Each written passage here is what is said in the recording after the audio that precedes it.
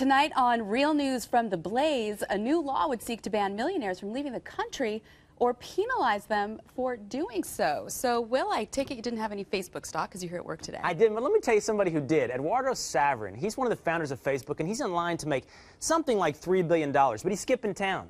He's more than skipping town. He's skipping the country. He's moving to Singapore. He all of a sudden sees the merits in a country with no capital gains tax, and he's renouncing his U.S. citizenship. But Senator Charles Schumer, he's watching and he's reaching. He's coming after Eduardo Saverin. We're going to talk about that tonight. And the law Schumer hopes to put into place to get some of that money back. And I'm going to tell you why Saverin is a jerk. Oh, my. But why we all are. All right. Well, hopefully he's not also a litterer, because that could get him in a lot of trouble in Singapore. All that and much more on Real News from the Blaze, coming up in just 60 minutes. This is not going to be about politics. This is about principles. We're going to take it upon ourselves to be part of the solution. We are going to restore history, restore our honor, restore his idea that character is what matters. Let us not lose this battle because we sat down. This is the Glenn Beck Program. Hello, America, and welcome to GBTV, the network that you are building. This is the time of year when college students all across the country are graduating and entering the workforce, or not, as the case may be now. The generation of graduates now are saddled with debt and joblessness. Addressing graduates at Barnard College in New York earlier this week, the president had this advice for students. As young people, in many ways, you have it even tougher than we did. This recession has been more brutal. The job loss is steeper. Politics seems nastier. Congress more gridlocked than ever. Some folks in the financial world have not exactly been model corporate citizens. As tough as things have been, I am convinced you are tougher. I've seen your passion, and I've seen your service. I've seen you engage, and I've seen you turn out in record numbers. I've seen a generation eager, impatient even, to step into the rushing waters of history and change its course. Okay, what about I just want to work and live my life. How about that one? Nowhere did he mention that some of the things that he has done, I mean, this has been going on for a long time, but some of the stuff that he has done is actually making things worse. Take some blame for the economy and the job market that these college grads are entering into. One of those things that he has done is made entrepreneurship almost a dirty word. You don't have to look very far to get an idea of what these students are up against. Here are some of the latest headlines. As college costs soar, total student loans in the U.S. top $1 trillion. Crushed by college debt, massive loans hang over graduates, derail life plans. Too much student debt? Blame your parents. That's a good one. Major matters for U.S. college graduates seeking jobs. 1 in 3 U.S. workers are underemployed. Even though the economy is a mess, for whatever the reason, Barack Obama still has a huge grip on the youth of this country. He's still a rock star in many places. But what has he done to deserve the adulation? In my book, not an awful lot. That's why we have a studio full of college students tonight with questions and hopefully some answers. These people represent $1 trillion worth of college loan debt. $1 trillion. It will be the next bubble that will burst. Right now, a quarter of young Americans are jobless. And the thing is, it's not just a U.S. problem. It is global. For the first time in global history, a generation is about to be lost. Unemployment, especially in Europe, is crippling this generation. And to make matters worse, here in America, Obama's takeover of the private loan industry has deepened the problem. A generation of college kids who will be indebted to the government for life.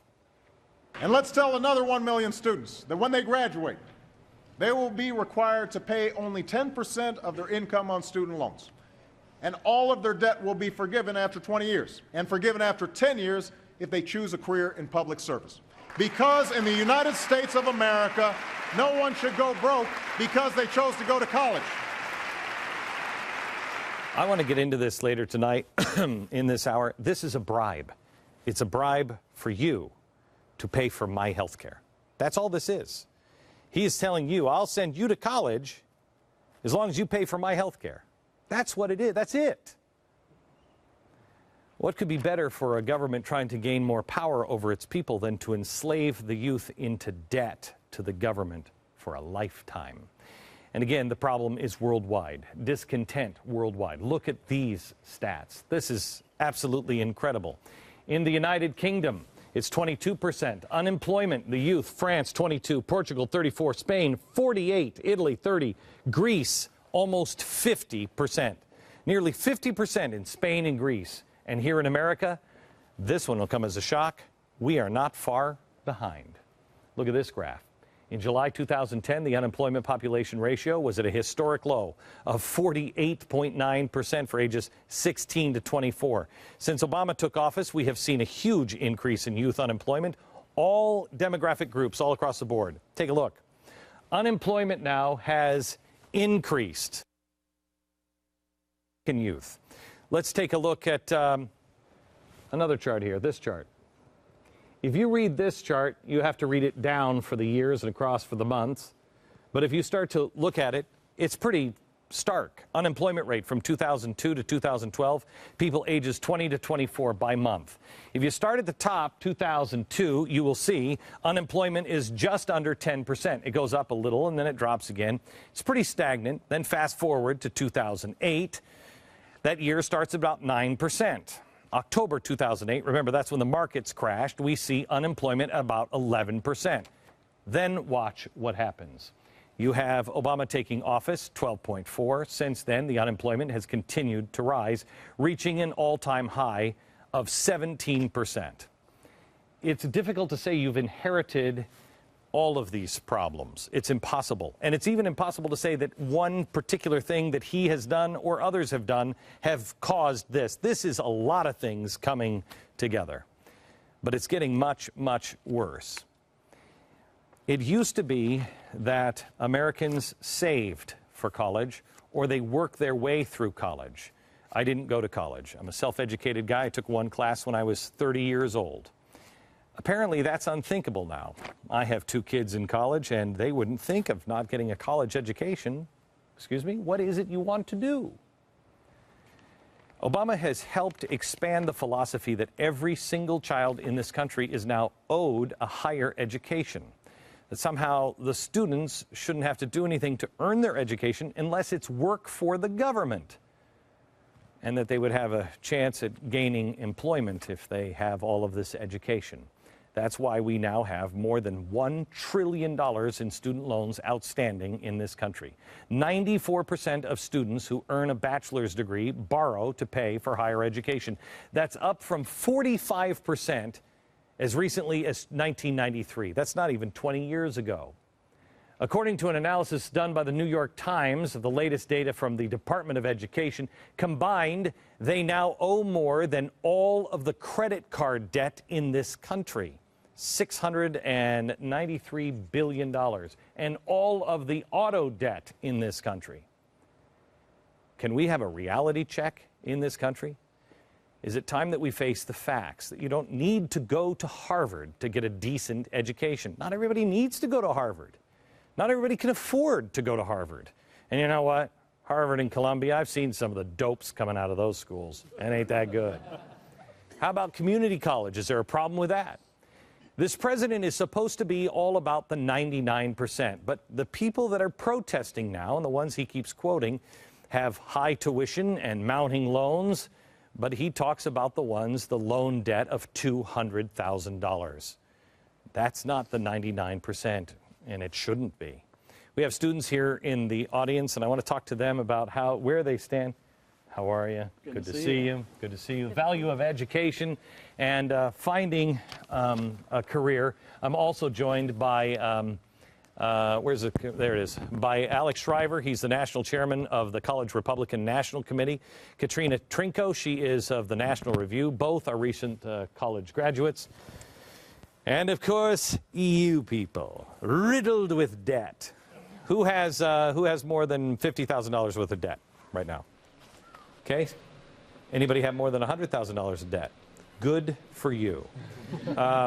Should everybody come out of college with debt? No. Is a college education a right? No. Anybody disagree with that? I just love Texas so very much. I just love this. Let me just ask this. Random questions. Just raise your hand. Who thinks they know what the biggest problem? Because there's a lot of problems to this. Who thinks they know what the biggest problem is of this tuition problem? Anybody? Yes. Go ahead, Malcolm. Well, I believe with the tuition problem, it's not a situation of loans, but it's the situation of the cost. Now, over that same time period that you're addressing, from 1993 to the current times now, the cost of education has more than doubled. And it's, like in some cases in Texas, like from 2007 to 2003, where tuition deregulation occurred here at our state legislature, it increased by more than 60% just over like 2 or 3 years. So it's the cost, and just like with Obamacare, with the mandating an individual mandate, forcing you to get a product, that's not going to solve a higher healthcare costs. May I call you Rooster?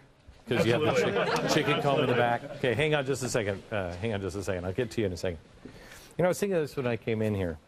And I thought, here I am running this network, and I think this network is important. We're doing important work, blah, blah, blah. We charge $9.99 a month. However, if the government decided that they were going to help everybody with the $9.99 a month, and everybody in the media and everybody else said, you know what, if you don't watch GBTV, you're really not going to amount to anything. And the government at the same time is saying, and we're going to help cover those costs. We'll give you loans. If you can't afford it, we'll give you a loan to pay for that $9.99. Who here thinks in 2 years' time it would still be $9.99? Yeah, nobody does. Nobody does. And the more they say they want to go ahead and fund it, and the more the rest of society says you can't live without it, the person who's in the product position, they have nothing to lose if they just keep raising the prices. It shocks me that I don't see any protests at the schools. I don't hear anybody in Washington talking about the problem you just did, Malcolm. And I ask you guys, what is the biggest problem? That's the first response. And nobody's talking about it. Rooster, explain the haircut and then your question. Well, I quit my desk job back in 2004, so... And you're finding it hard to find a job? Actually, not too bad. Good. But no, I was just gonna discuss the fact that it is indeed the federal government essentially subsidizing the universities to get students to attend. And so, as with every federal program in history where they subsidize a private industry, that industry just winds up costing everybody more. And so that's why college tuitions rise, because, well, they have free money now. Well, let's take more of it. It's a vicious cycle. Does anybody think that college has gotten better? Do you guys think college has gotten better? Yeah, students study way less than they used to. They're studying, I think, 14 hours a week now in college.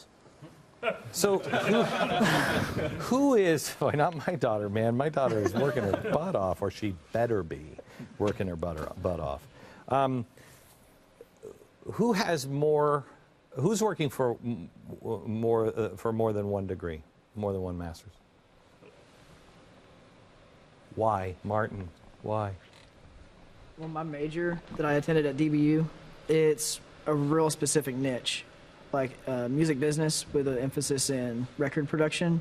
That's real specific.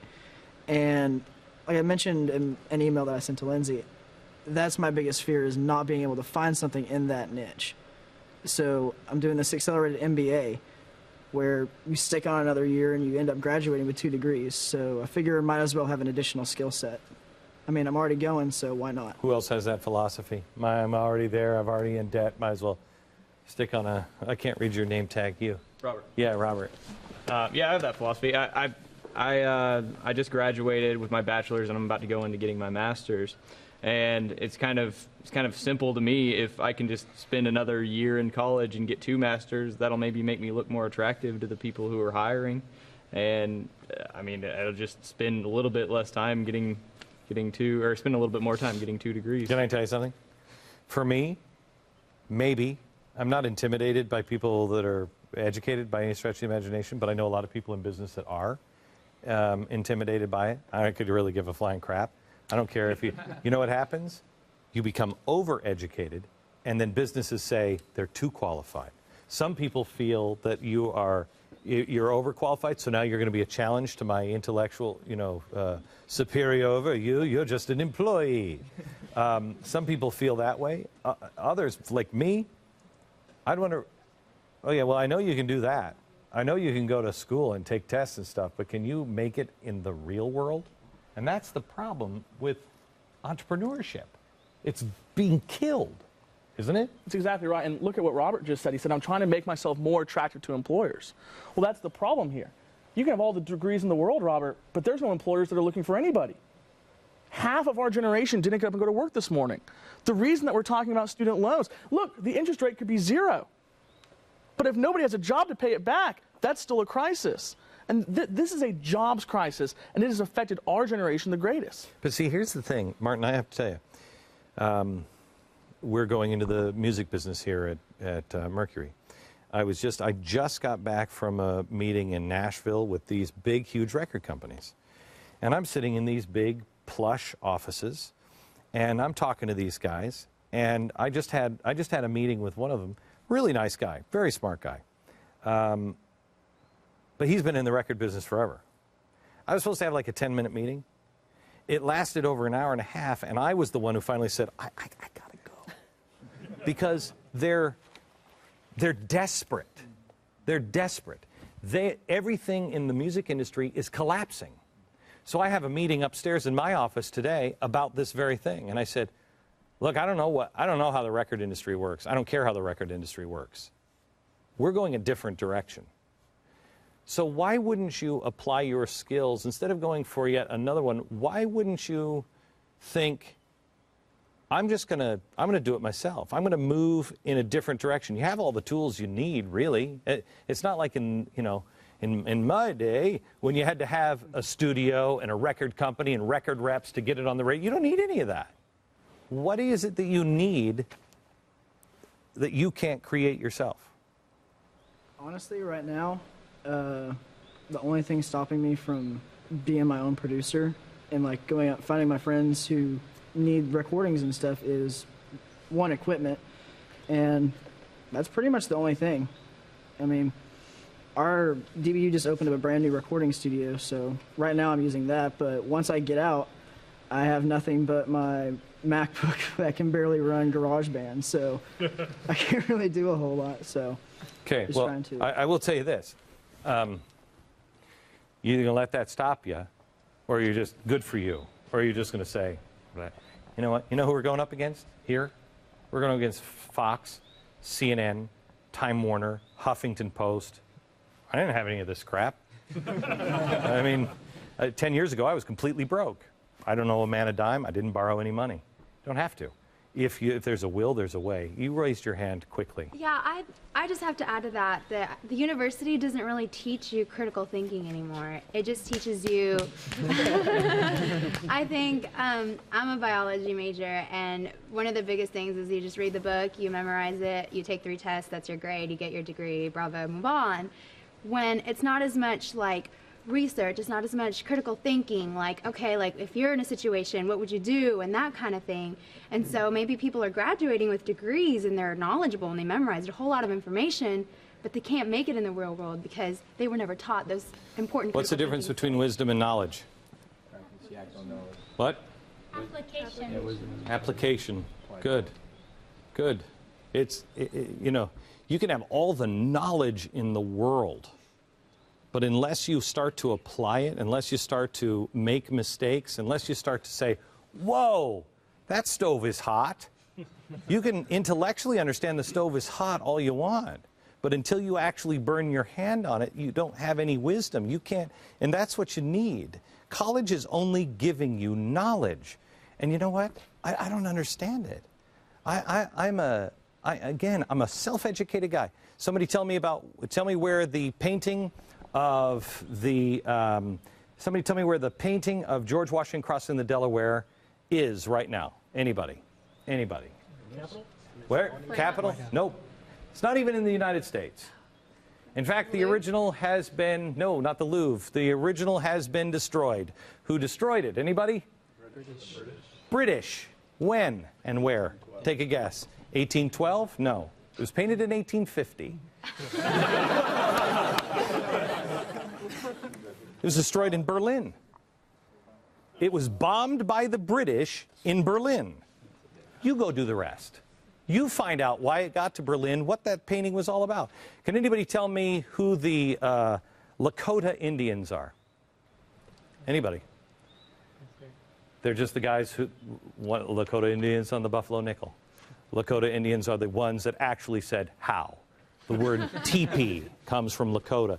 They're the ones that the UN is now starting to say got to give their land back up at the Black Hills. They're the guys who killed Custer. I didn't get an education. I'm curious. I'm curious. The 1850 painting, I didn't know where it was either. 2 months ago. Find out when that's painted, 1850. Now, I know it's a copy in New York. Where's the original? Berlin. Wait a minute, wait a minute. What's it doing in Berlin? Wait until you just track that down. That's how education, that's how wisdom starts to happen. You got to follow what you're passionate about and then just do it. You guys have more possibility and potential. You know, the president said, you guys have it harder. Bull crap, you have it harder. You've got the internet. I had to go to the library. You have everything at your fingertips. It's whether or not you choose to apply it and say, I'm never surrendering. Back in just a minute.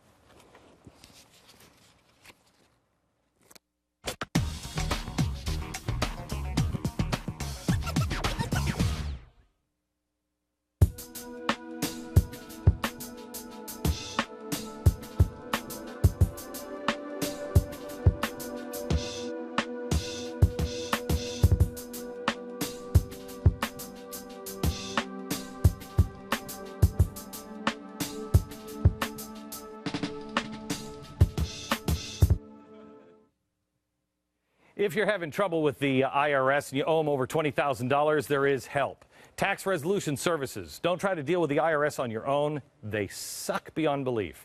Tax Resolution can help you get out of disastrous problems. They do it every single day. Bob and his wife shared their story with us at GBTV. He's a former career soldier, multiple decorations for heroism. He was wounded many times.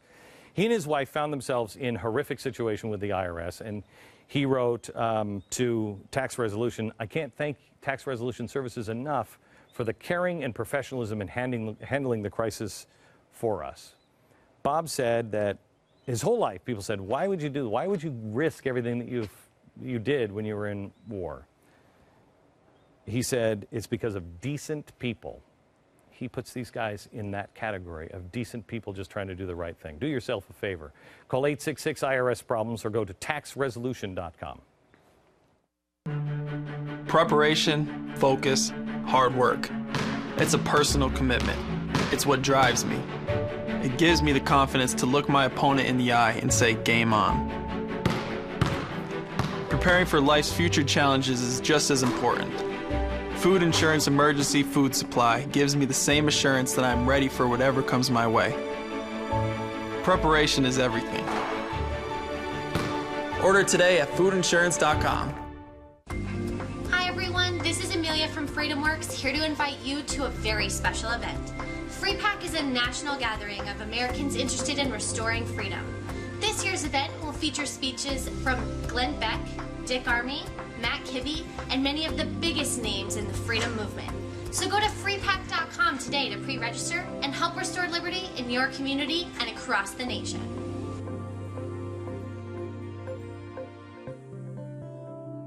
Listen up, America!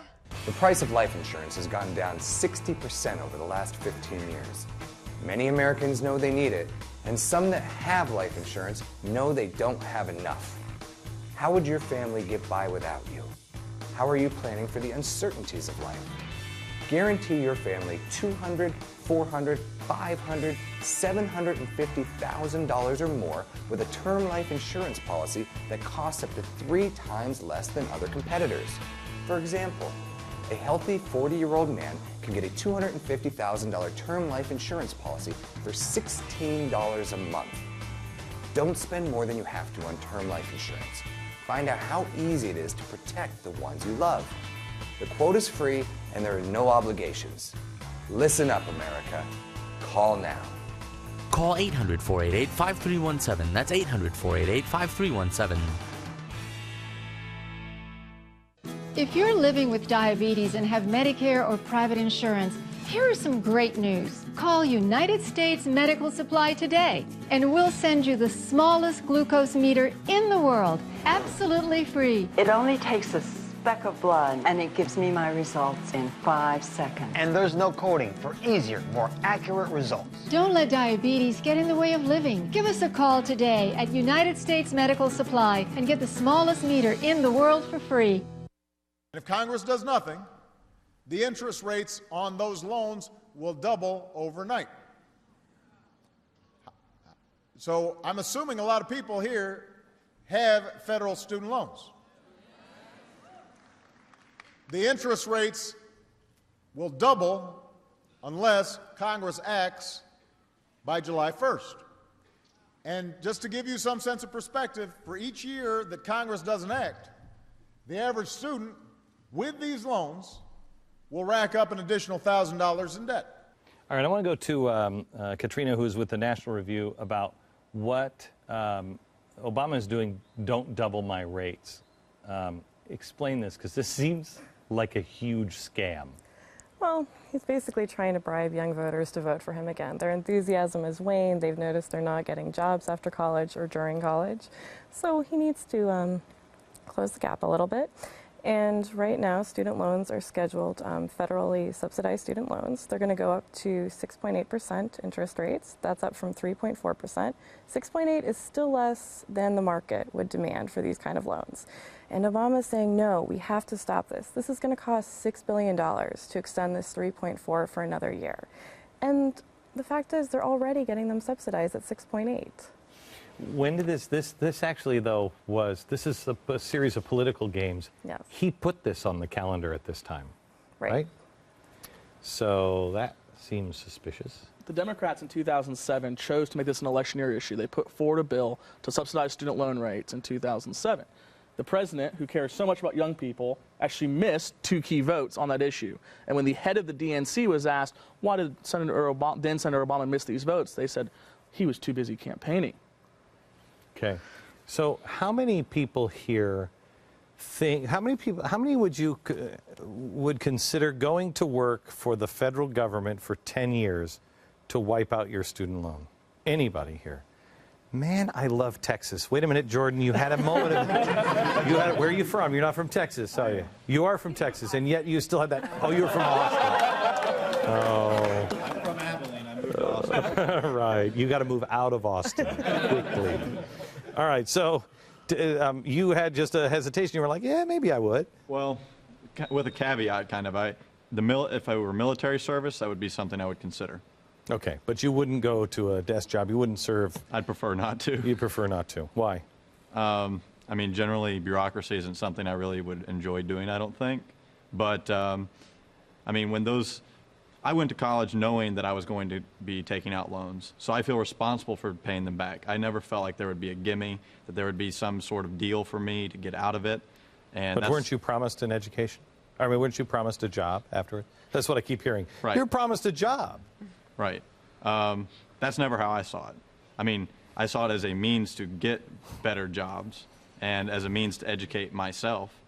But I took a risk, and the risk was I'm going to take out student loans and skip out getting into a career at an earlier age so I can get into a better career after I graduate.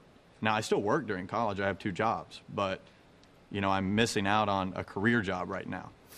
Okay. people have said, no, wait, before I get to that, let me go to Amanda, because you want to talk about the DREAM Act a little bit. What is your thought on the DREAM Act? Well, for us being here, you know, in a border state, we consider it a lot. You know, people that we went to high school with were certainly sensitive to the fact that some of them would be affected by that. But the fact is that if they're here illegally, you know, there are laws that are broken. You know, I wanted to know your opinion and if you thought if there were any compromise for those individuals. For the people who are here illegally? For their children. Well, I mean, I have a hard time blaming the children for something that the parents did a long, long time ago. I mean, I know people who have been here, they were born here, you know, or born just, you know, they came here right after they were born.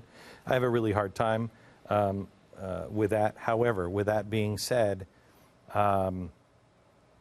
we have to take care of the health of our nation.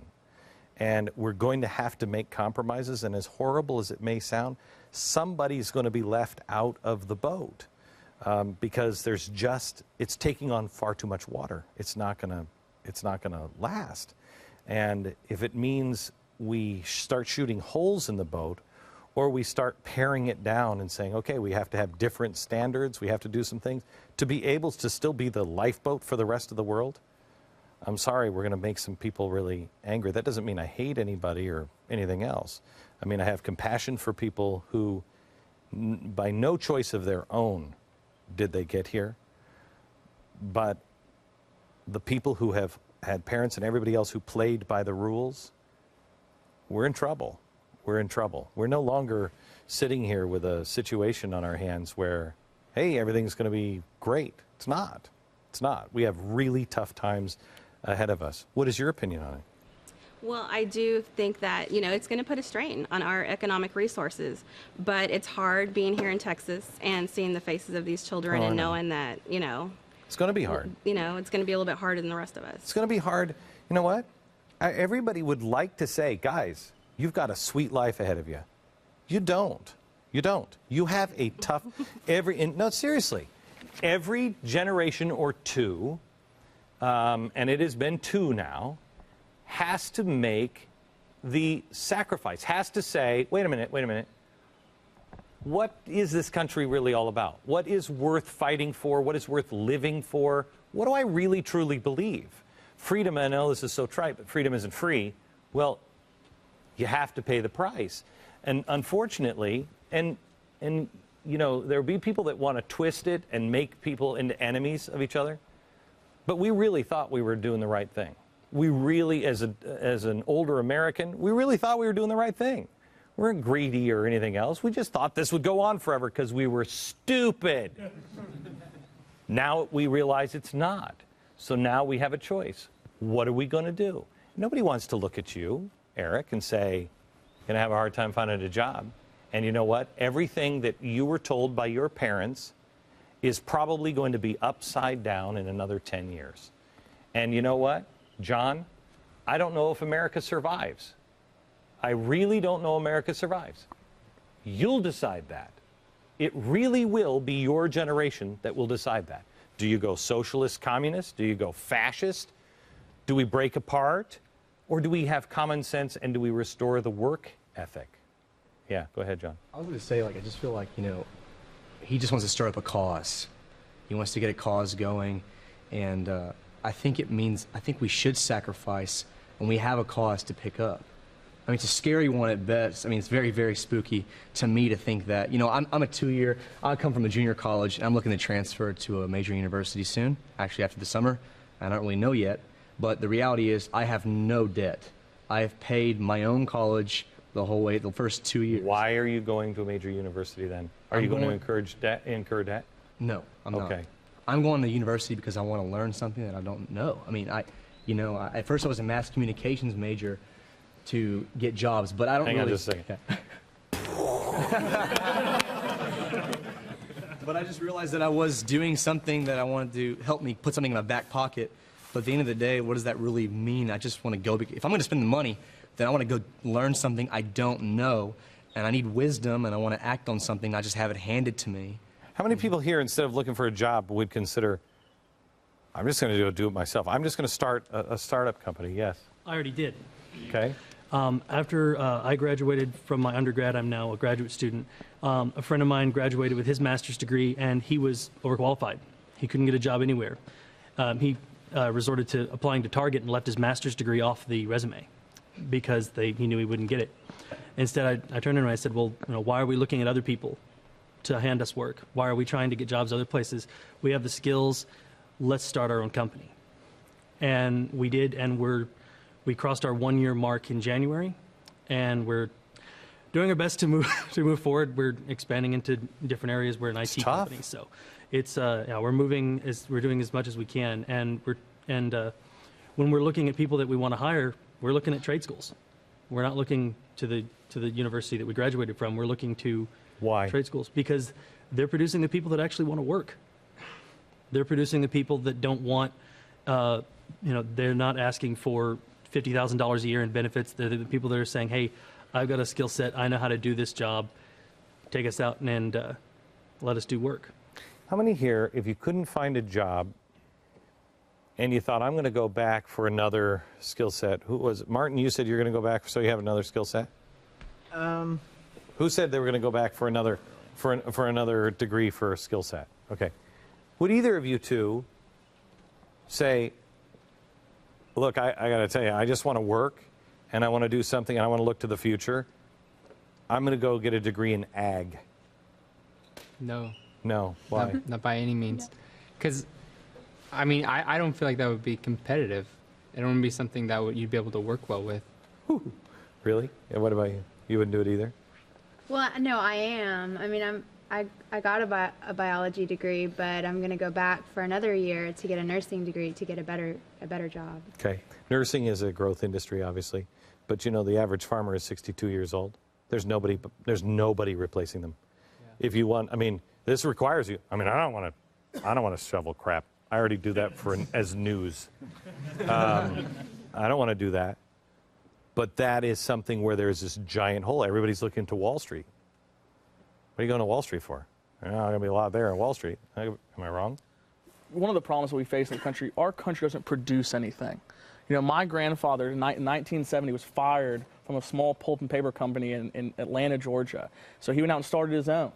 And my dad worked there. They built that company up to one of the largest chemical companies in the country. And they actually sold it back to that same company that my grandfather was fired from 30 years earlier.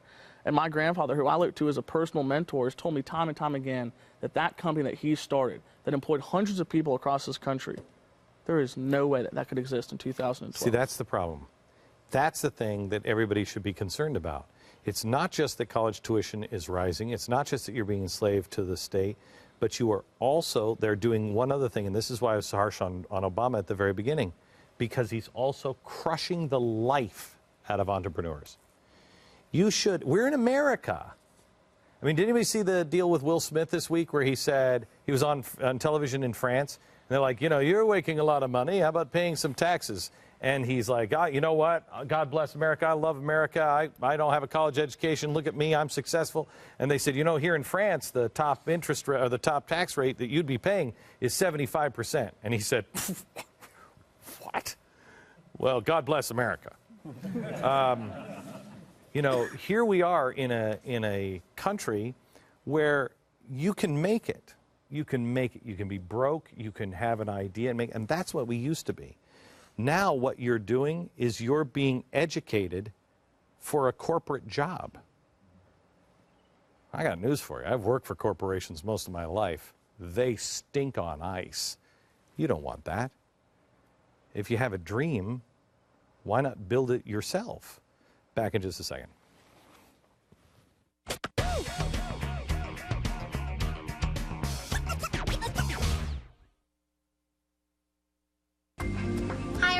This is Amelia from FreedomWorks, here to invite you to a very special event.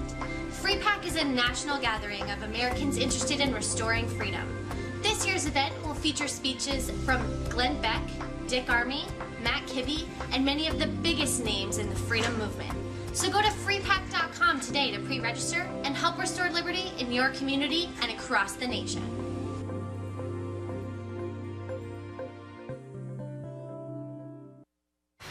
The TRS Files, True Tax Resolution Stories. Hello, I'm Gary, and I'm not a paid actor. I went from owing $43,000 to the Internal Revenue Service to paying them $1,000. If you owe the IRS over $20,000 or more in back taxes, have unfiled returns, or are under audit, call Tax Resolution Services now, 888-7804-TAX, or visit taxresolution.com/GBTV.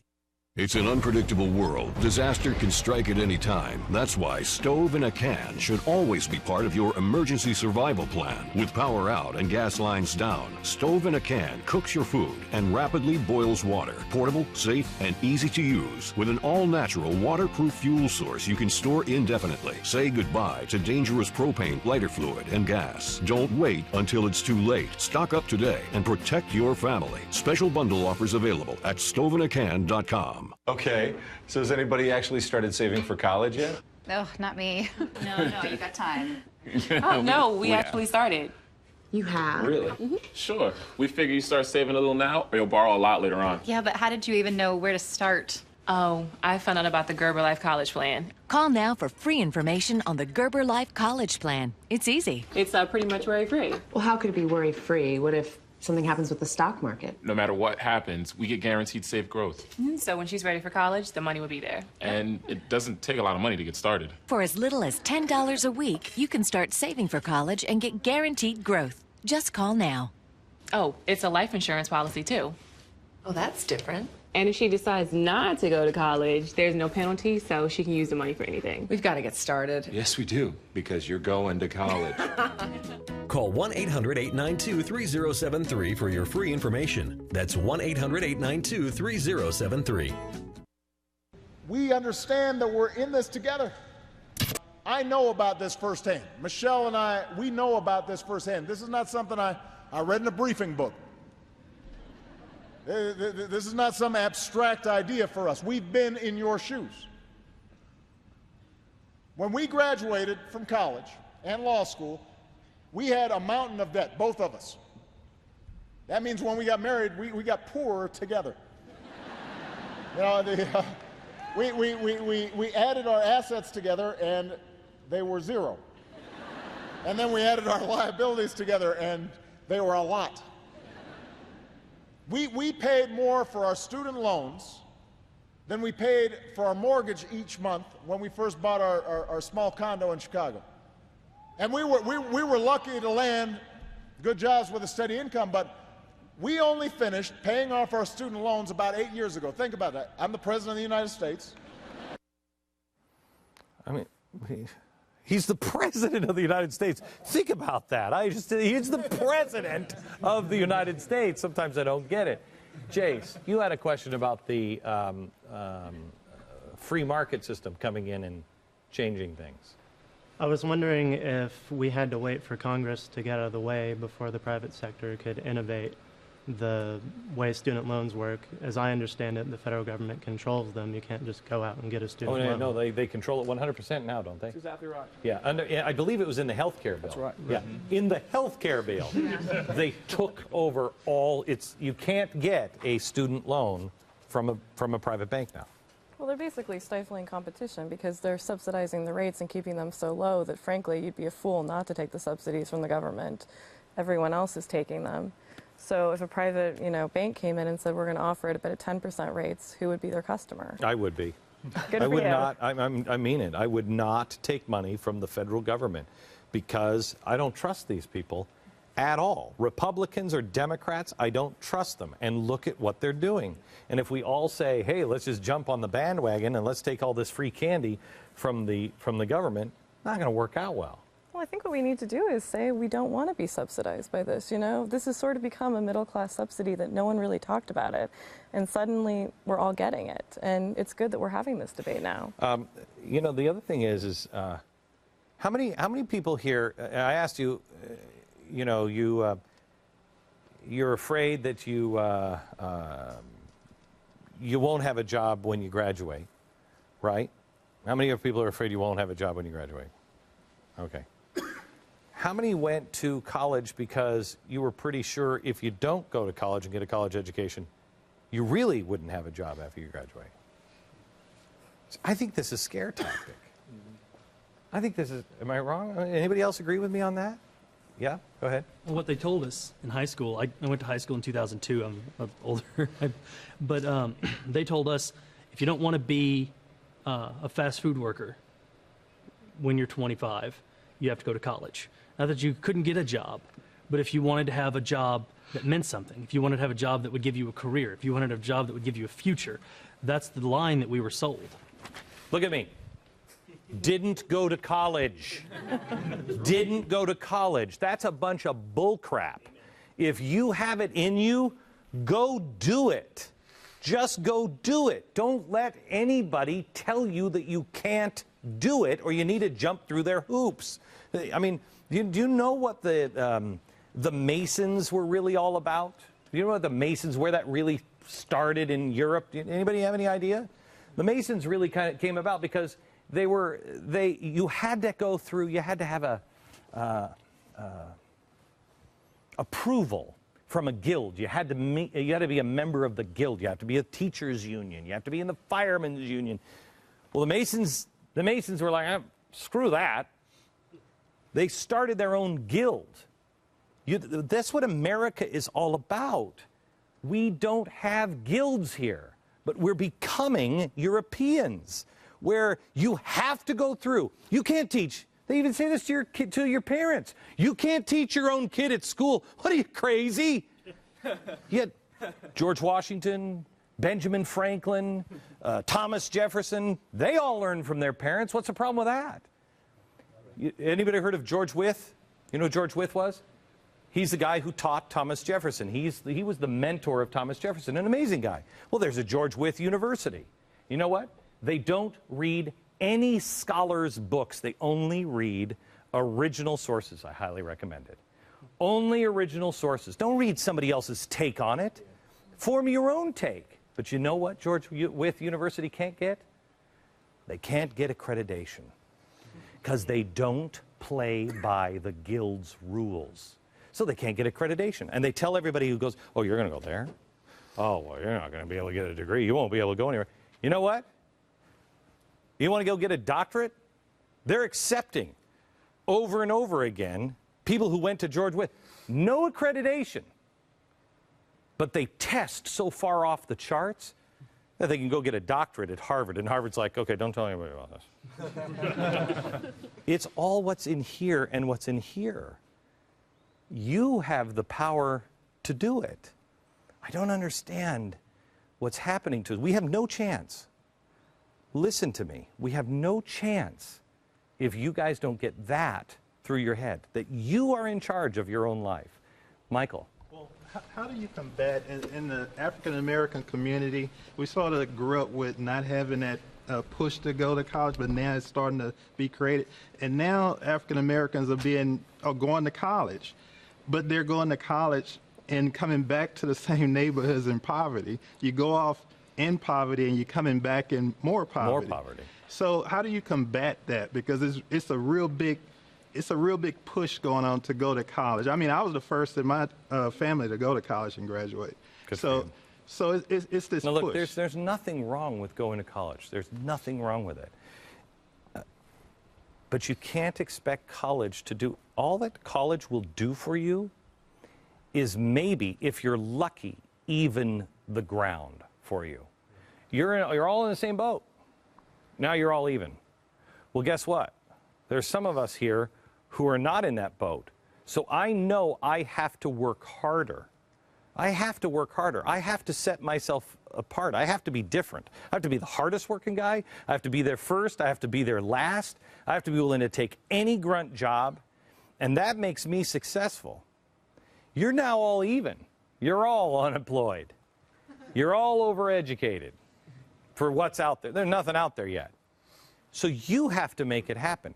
And I'll tell you, as an employer, I have 130 employees now. I had 6 5 years ago. I have 130 employees. We have them in like 5 different states. You know what? I still have a hard time finding great employees. I still have a hard time. We take our time hiring employees here because we want to see who really has it. We hire great interns that come in and we watch them. I'll take the ones who are green every single time if you work hard. If you set yourself apart, that's the difference. Set yourself apart. Yes? I feel like we've been sucked into this entitlement society because people feel like now they're entitled as soon as they graduate. That's the goal line, and they get that dream everybody job. stand up. Everybody stand up. Stand up. Stand up. Stand up. Stand up. Come here. Come here. Come in. Come in. Come in. Come in. Everybody. Group hug. Group hug. Group hug. Because you guys are the best. You guys are the best. I can't believe that you guys are that in New York you're not hearing these kinds of questions. You're not having this kind of conversation with people because everybody is entitled. Everybody is pissed off. That's what's going to set you apart. If you don't lose this attitude that you're not entitled, if you don't lose the attitude of I'm going to go and do it. And compassion. I feel bad for people who I'm looking at are behind. But I'm going to help them too as much as I possibly can. If you do that and then you go out and start your own business and you just keep going, you'll be ahead. If you have your attitude, right now is going to suck. But as this thing goes on, you're going to be ahead of everybody else who's like, I'm just going to go get another degree. I'm just going to go be pissed and piss in a park and be a part of Occupy.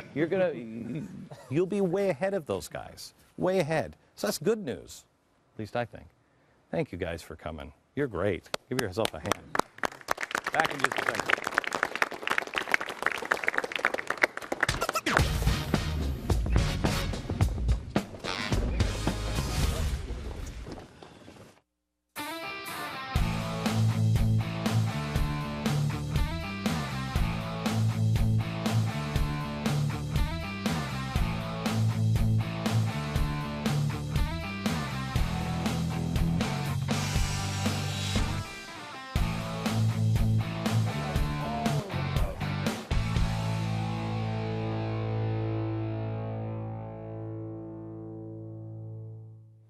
And for all those people that might be living around people that don't think like this audience, buy a gun.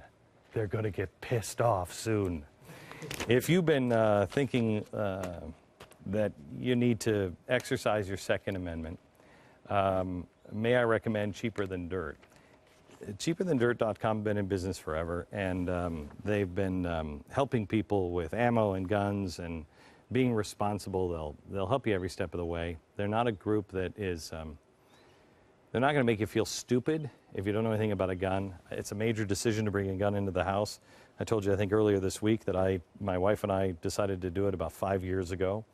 And the first thing we did, we got our first death threat, and we decided to get German Shepherds.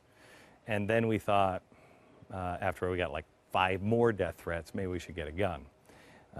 We were both nervous about it because we didn't grow up with guns in the house. Didn't know the first thing about them. We took our classes and everything else. And I know what it's like to go buy your first gun because you feel stupid and everybody's like, yeah, well, this got a defibrillator on it. You're like, oh. Cheaper Than Dirt doesn't make you feel that way. They'll help you. Nothing is more important than your family's safety, and Cheaper Than Dirt has everything you need, including free advice, helpful advice. CheaperThanDirt.com. Hi everyone, this is Amelia from FreedomWorks, here to invite you to a very special event. FreePAC is a national gathering of Americans interested in restoring freedom. This year's event will feature speeches from Glenn Beck, Dick Armey, Matt Kibbe, and many of the biggest names in the freedom movement. So go to freepac.com today to pre-register and help restore liberty in your community and across the nation.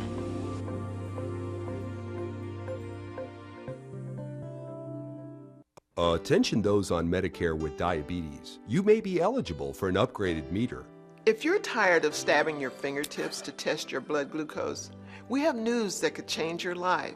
If you're on Medicare with diabetes, then you need to know there's an alternative method for checking your blood glucose every day. You don't need to stab your fingertips anymore. The Embrace meter from Diabetes Care Club is easier to use and nearly painless. And the best news is that Diabetes Care Club would love to send you one of these meters. This method hurts less, and because you can see and hear your results, it may be easier to understand. Your blood glucose reading is 89. Call now to find out why. Nearly 250,000 patients have joined Diabetes Care Club. Membership is free, so is the call. Call 1-800-213-7027. Talk to Diabetes Care Club. You'll be glad you did. Stop switching back and forth between drill bits and driver heads. Bo Riles here for the halftime drill driver. The innovative new way to drill, flip, and drive in only 5 seconds. You'll never have to change a bit in the middle of a job again. And you can go from drilling to driving, Phillips to flat, any combination for any task. The breakthrough, our patent-pending swivel head that flips and locks, giving you precision performance from drilling to driving in seconds. You get the halftime drill driver for only $19.95. I'll even include 4 Phillips heads, 4 flat, and 4 drill bits, no charge. Call now and receive this durable carry case free. Call or click right this minute and get a second complete set free. Just pay separate processing and handling. You get it all for the low, low price of just $19.95. To order halftime drill driver for $19.95 plus processing and handling, call 1-800-651-0874 or log on to gethalftime.com. Taylor, you were going to an expensive college Yes, sir. and you were racking up debt? Yes, sir. In 2 semesters, I almost hit 10,000. In 2 semesters, In 10,000. 2 semesters. Okay. And so what'd you do? I got a job. I averaged about it. By the way, it took me a semester and a month to get that job. Once I got it, I averaged about 30 hours a week when I couldn't even afford the 12 hours of college I was attending. As of, I believe it was February of this year, I have gotten it down to $3,495.74. I have paid off everything that is earning interest, and I plan on paying off that $3,000 loan by Christmas. Good for you. Good for you. And so then you went to a community college? I'm currently attending a community college. Where, what? Where did you get that? Where did you? My original plan was to go to the community college. It wasn't until after I graduated that my friends were joking around that, you know, Taylor, you should at least apply to a university just to see if you would get in. And as soon as I was accepted, it was just a few more weeks of, well, you know, just see how you do it. You know, you can do this. And it was the most stressful experience of my life. Because of the debt? Yes, sir. How many of you are really stressed out by the debt? Why aren't the rest of you stressed out? You're aiming for another group hug. You're aiming for another group hug. All right. Last piece of advice. One piece of advice from each of you. You have anything? Absolutely. We hear it every 4 years. It's the most important election of our lifetime. Look to your left, look to your right. One of you is moving back in with your parents. Half of you aren't going to go to a job. $1 trillion of student loan debt in this country. It's great that a lot of you don't have student loan debt, but 94% of your colleagues and classmates do. And the only way we're going to affect change is to get involved. Go knock on doors, go make phone calls, find races to get involved in, because if we want to make a change and prevent the government from taking over our student loans and the Health Care Act, we have to actually elect people that will make a change. The other side's going to be motivated. That's really, right. really, really motivated, and they're not taking us any place good. Absolutely. Last piece of advice? I would say become an entrepreneur. Start a business, start hiring your classmates. You know, food trucks, there's all these great businesses. Start selling on Etsy and you can be your own boss. I mean, you really have, from music, you don't need a record store or radio station anymore, to clothing designer, to anything. You can sell now to the other side of the planet. It really is the time of America where we should be at our zenith. Because if we are doing our job right as Americans, we're all entrepreneurs and we can all design a better mousetrap. Do it. The world is waiting for you to change it, but change it the right way with ethics and principles. From Dallas, good night, America.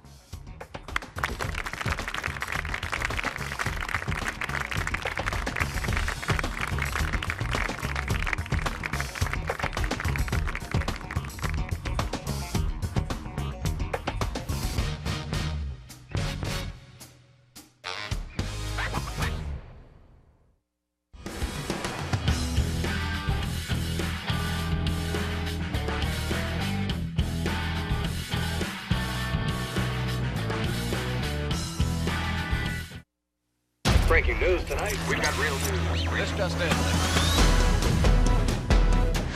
Real news from The Blaze.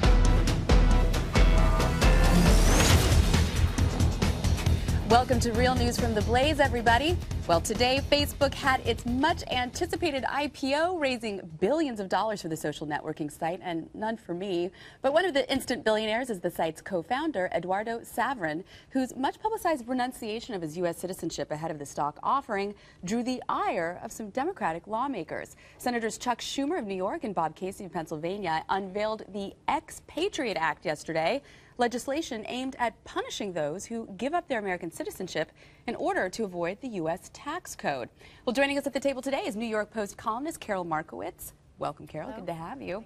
But to lead us in this story, Will Kane, you're up first. And you have very strong feelings about this young man. Yes, I want to tell you something. Submitted. Eduardo Saverin is an ass. Now, that one has been vetted. I have tried various iterations, but that one's got the stamp of approval. Here's why I feel so strongly about Eduardo Saverin. He invested $30,000 early on during the founding of Facebook, and he stands today to be worth something like $3 billion.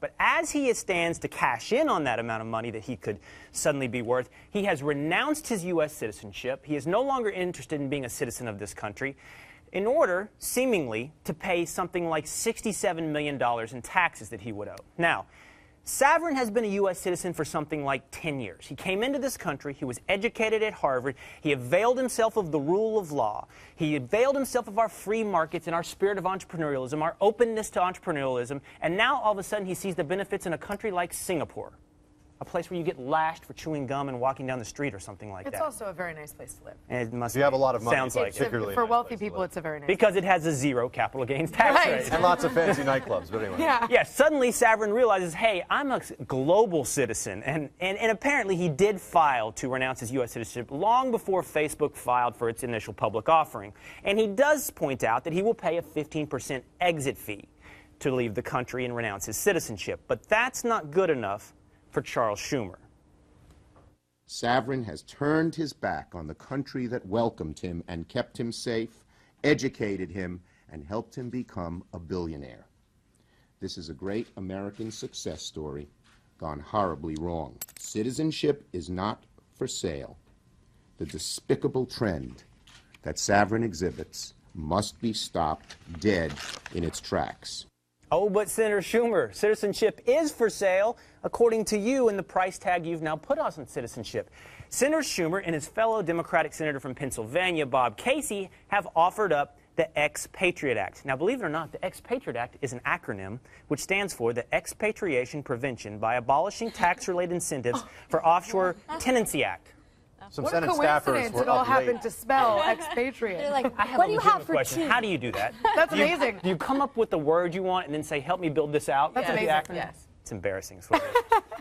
Anyways, the Ex-Patriot Act would work like this. If you are worth more than $2 million, or you've had an average income tax liability of $148,000 over 5 years, you will be presumed to be renouncing your citizenship to avoid taxes. By the way, this is not the first time we've done this. In 2004, we took this measure out of place because it turns out it's really easy to prove that you have familial connections or geographic connections to other countries.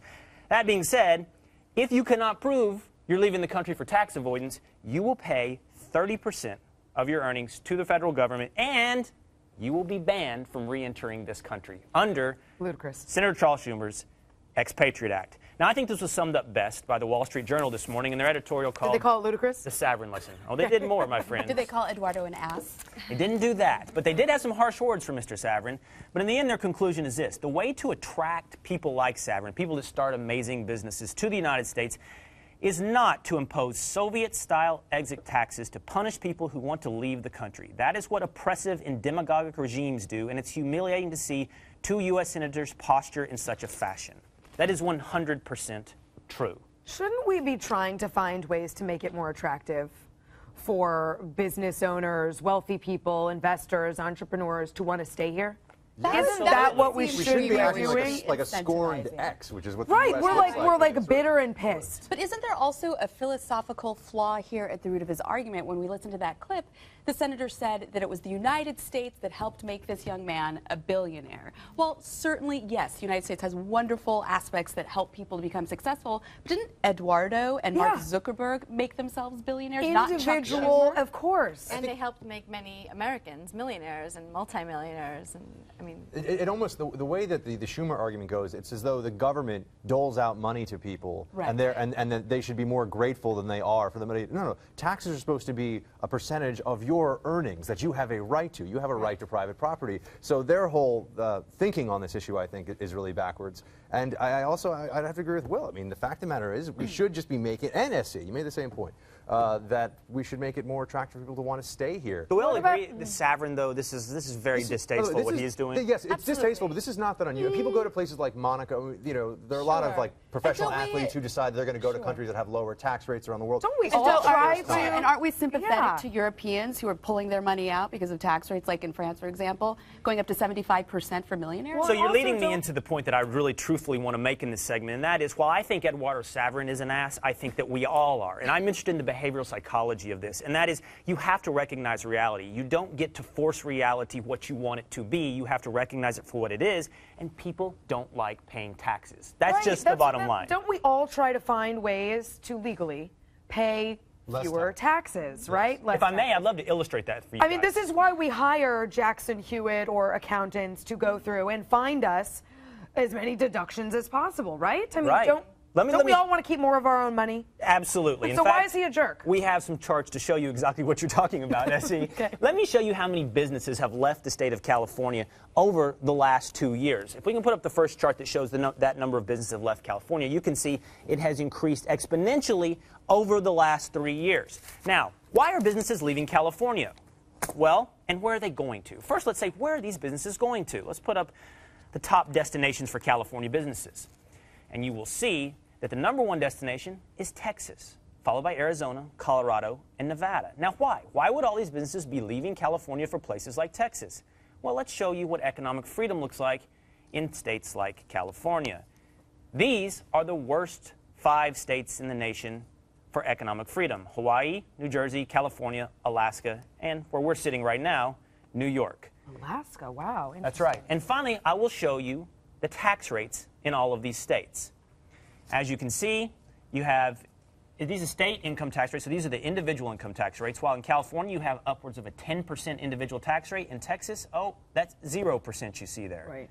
You also have corporate taxes, which we can put up, where in California it's 8.8%. In Texas, once again, it's 0%.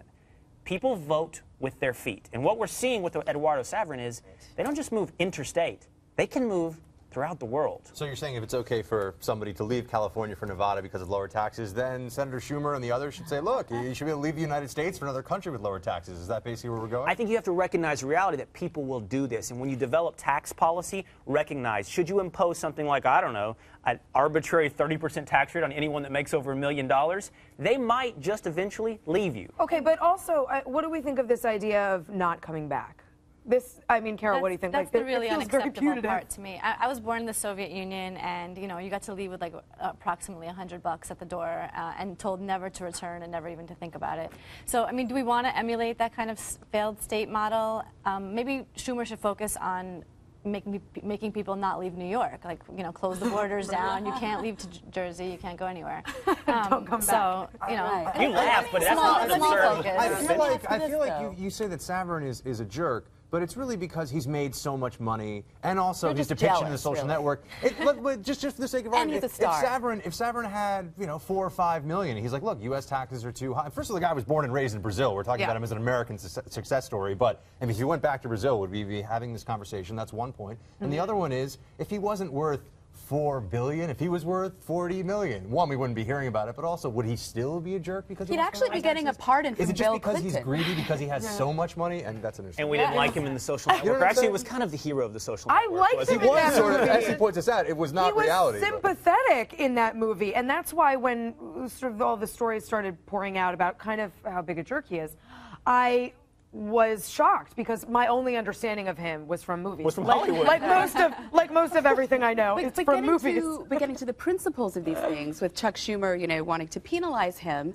Back in 2000, I just made the quip about Bill Clinton. Bill Clinton pardoned a tax evader, Mark Rich. He left the country to Switzerland so he didn't have to pay taxes, and the Democratic Party didn't have any trouble with this. I think Eric Holder helped. Yeah, actually, he has lobbied for this. So is this really just who's the villain these days? Is this just a popularity contest? And right now, it's someone like Eduardo Saverin and he's a useful target for the But no, Democrats. this is a bigger story. There is a narrative on the left right now within the Democratic Party and within the Obama administration that we must punish the rich, and that the rich are somehow trying to get away with murder on the backs of the middle class and the poor.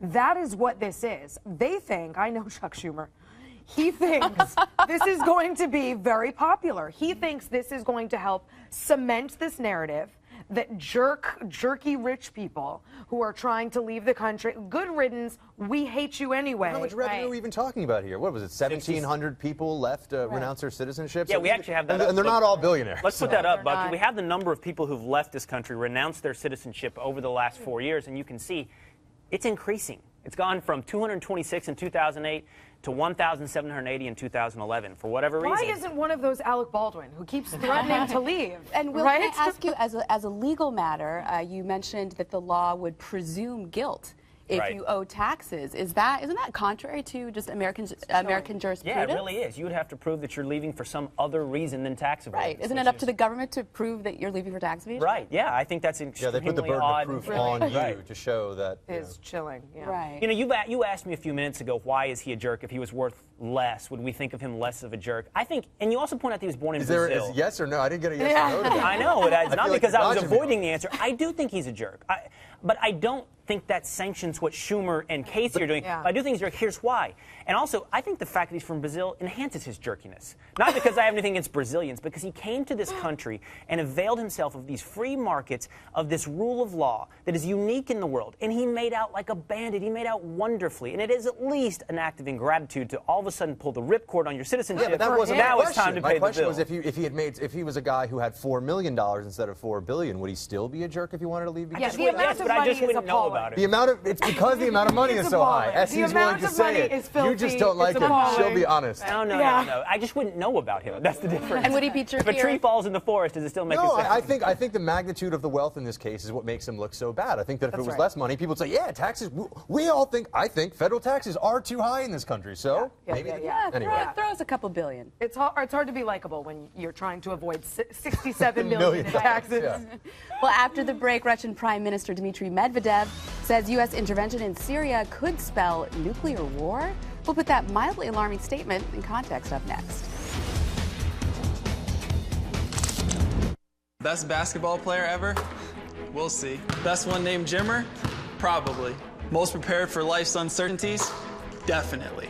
Because I have food insurance, I can face whatever comes my way. Preparation is everything. Foodinsurance.com.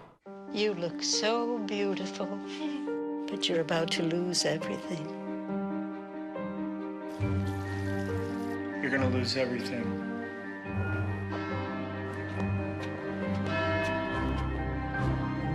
Dearly beloved, we are gathered here.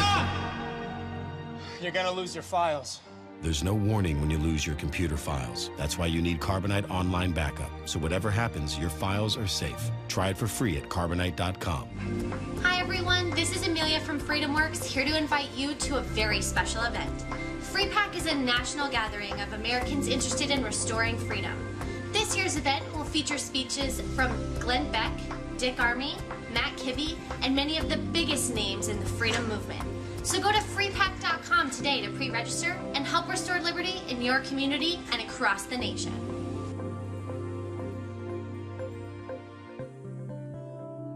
Food independence, emergency preparedness, self-reliance.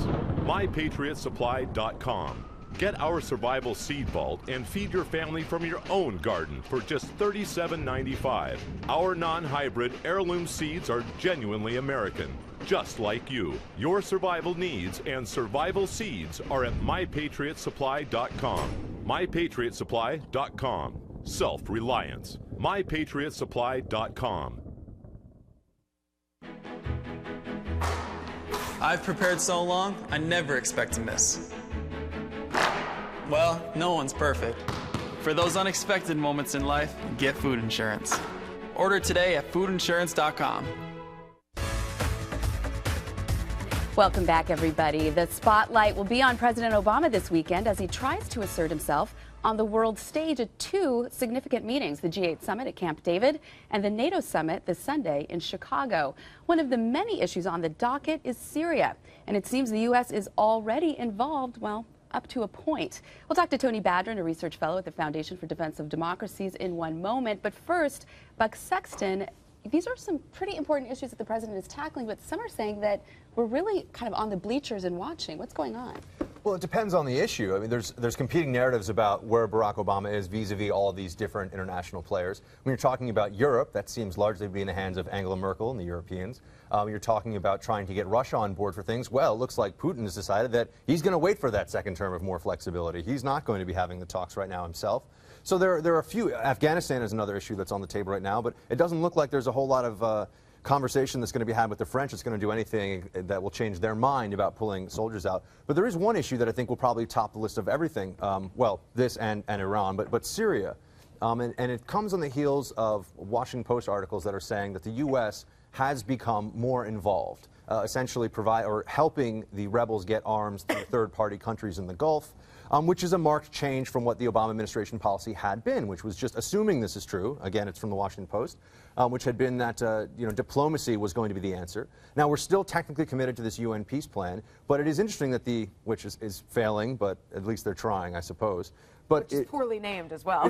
Poorly named as well. But I think this is interesting because it's a shift in policy of the Obama administration, and it's a shift in policy that I think coincides with his predecessor to some degree.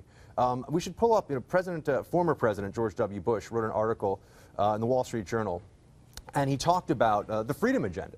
Which is something now that is certainly on our minds as we look at Syria. And he said, America does not get to choose in a freedom revolution, if a freedom revolution should begin or end in the Middle East or elsewhere. It only gets to choose what side it is on. So, with that in mind, he says you have to choose. It looks like this administration is making a decision to choose.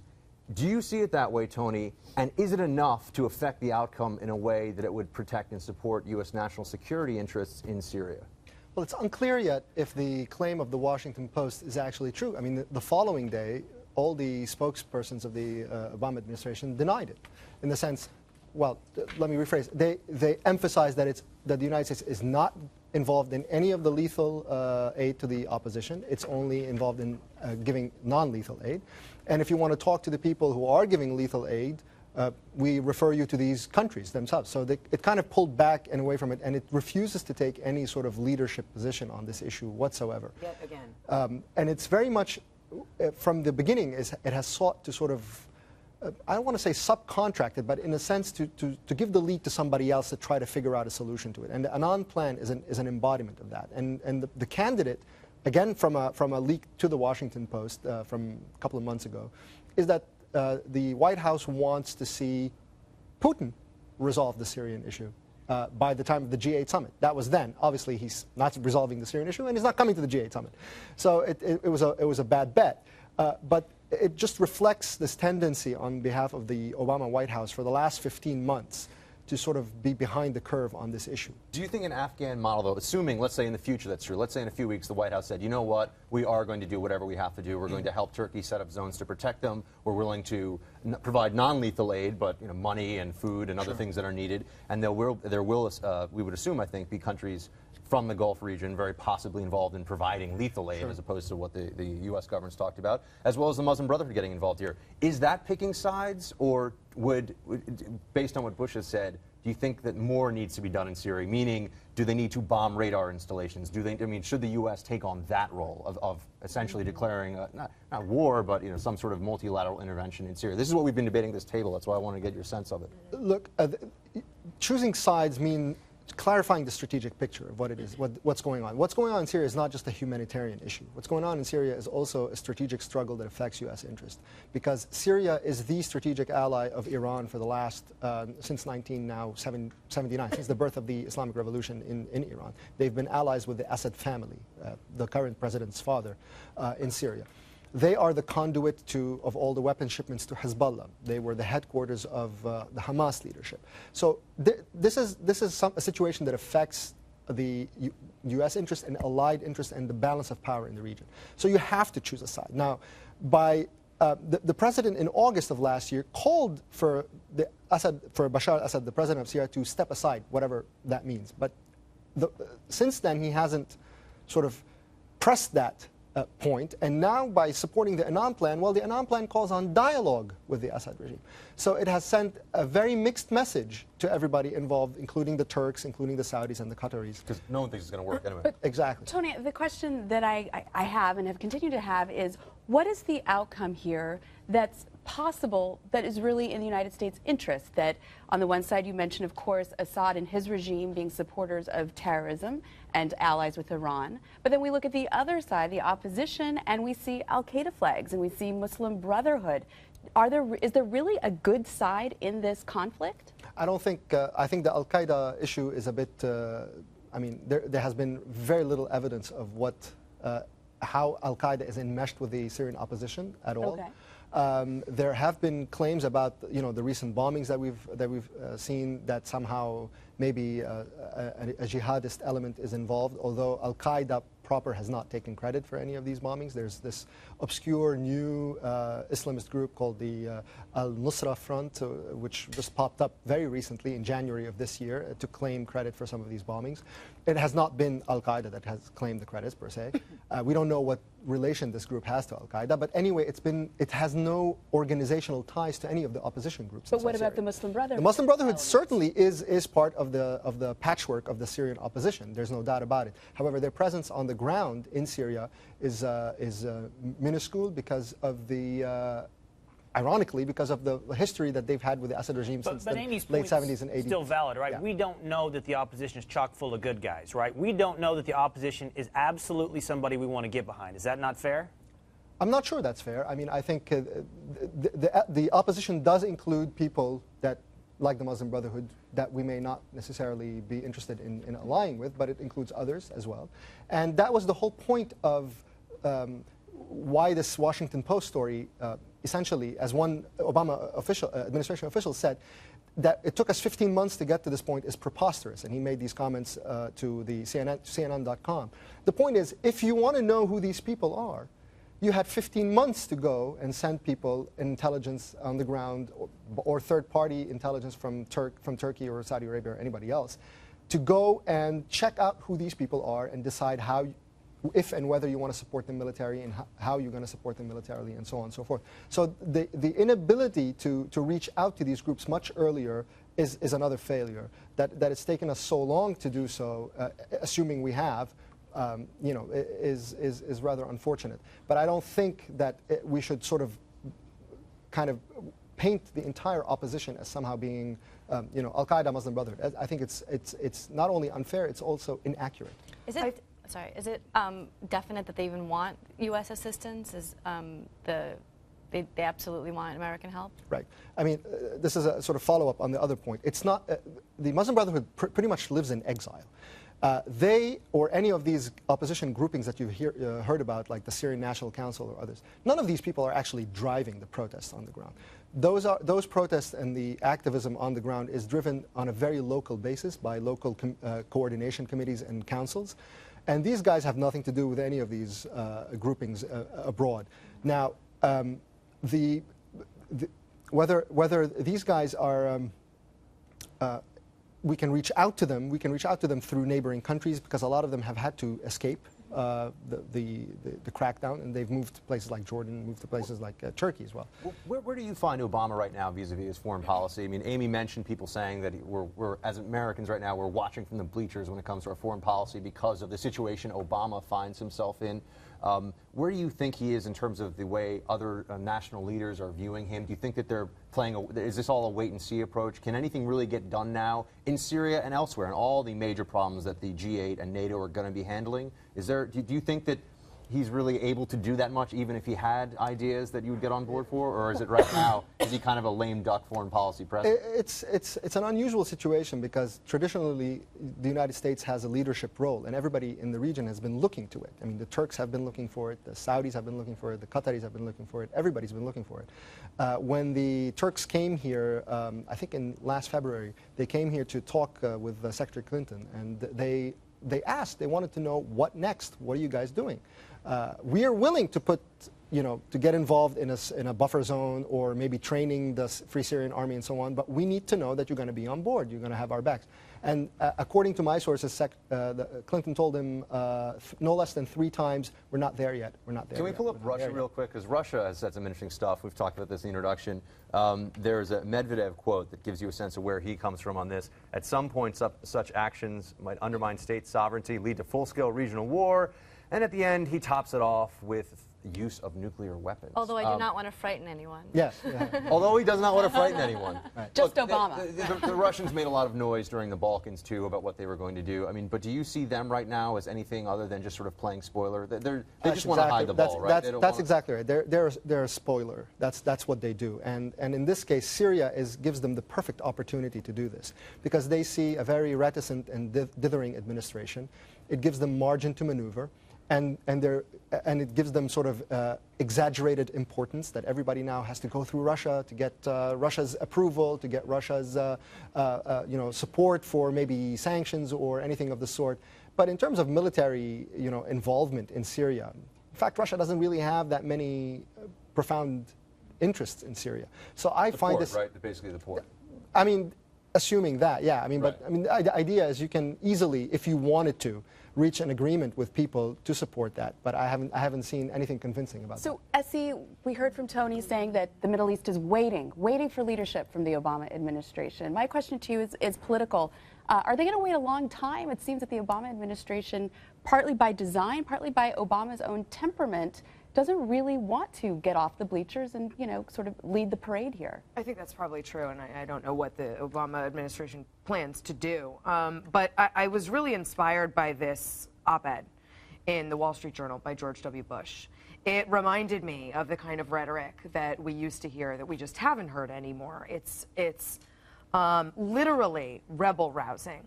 And the ideas in here that he lays out, and I know this is part of a speech, which is why it sounds very sort of speechified.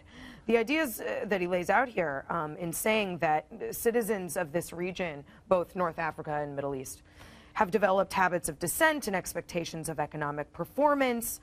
Emerging democracies need strong constitutions, political parties committed to pluralism and free elections. Just imagine if this region had that. Just imagine if these rebels achieved that. It's painful, it's ugly, it's a nasty process. There's slippage back, there's nostalgia for older ways, but then he asks, if America does not support the advance of democratic institutions and values, who will? And this has always struck me. If we believe democracy to be the best institution, the best political institution, don't we have an obligation to export it? And that doesn't mean you go into sovereign nations and take over. It means you look for opportunities of instability to come in and help people who say that they legitimately do want democracy. It's that sort of Macedonian call that you hear out of biblical texts, that we have this urgency, this obligation to go in. I would encourage everyone to read this op-ed because I think it's such a stark contrast to the kinds of messages you're hearing from the Obama administration. Interesting you should bring up the urgency of now. Wasn't that one of Obama's campaign slogans? I wish it was true, yeah. Thank you. And Tony, thanks for joining us. We Thanks very appreciate much. your insights. Appreciate it. Tonight's top 3 stories as determined by you when we come back.